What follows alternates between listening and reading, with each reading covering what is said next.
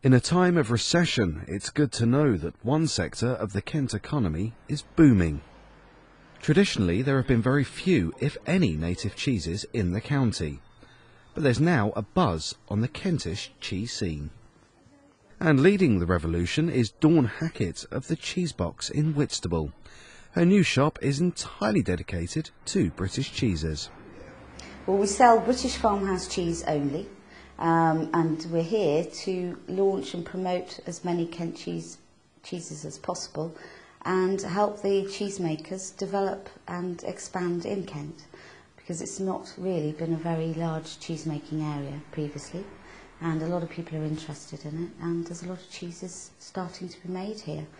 We only sell British farmhouse cheeses, and there's a big variety of those anyway, so there's a lot of very good cheeses to follow on that people can develop and develop their own recipes in Kent.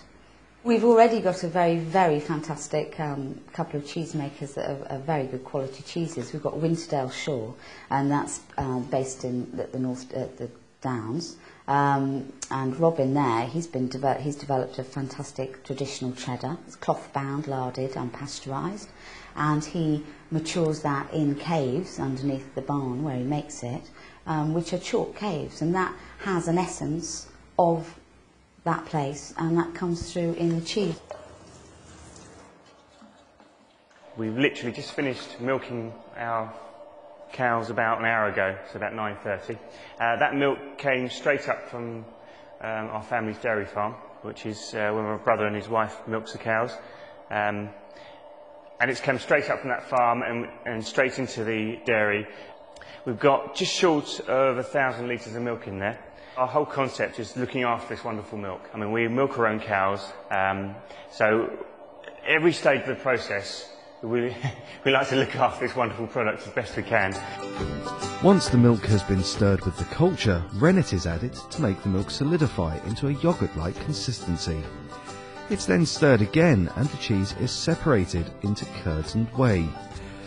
The curd is then sliced into rectangles and turned every 10 minutes for around an hour to get rid of any excess moisture in a process known as cheddaring. It's then cut into small pieces again and placed into cheese moulds, where it's compressed by the traditional Dutch press for around 3 days, before being covered in lard and cloth to protect it as it makes its way for maturing and storage. We're down now beneath beneath the actual cheese making dairy. This is around about 3.5 metres below ground level. Simply, it's just a wonderful cave kind of environment for the cheese. It's been kept down here for around about 8 to 10 months-ish, somewhere around there. So it's a fair bit of time that it's sitting down here. So the environment is so important for the cheese to maintain its quality. And that's what we've got down here. A very simple concept: cave, right humidity, and pretty much stable temperature all year round.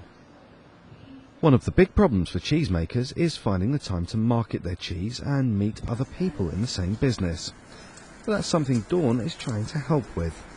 We're setting up something called a Kent Cheese Consortium. Sounds very fancy, but really it's just the idea of inviting cheesemakers, whether it's somebody who wants to only make 6 cheeses a week and that's their limit, to people like who will head it, like Robin and Jane, who make these cheeses, Winterdale and Ashmore, and any other cheesemakers, so that they get together, so that they trust each other and they work together and they find out, and we can then present Kent cheese as a bit of a group to go to shows and to present themselves, so they're not working in isolation. We've got more unique characteristics to just about anybody else, really. I know that Kent is not the renowned cheese-making part of the world, but why shouldn't it be? And why shouldn't we take on the likes of Cheshire or Somerset, Devon, where a lot of cheese-making is carried out? We're in a wonderful position in the country, and there's absolutely no reason why not.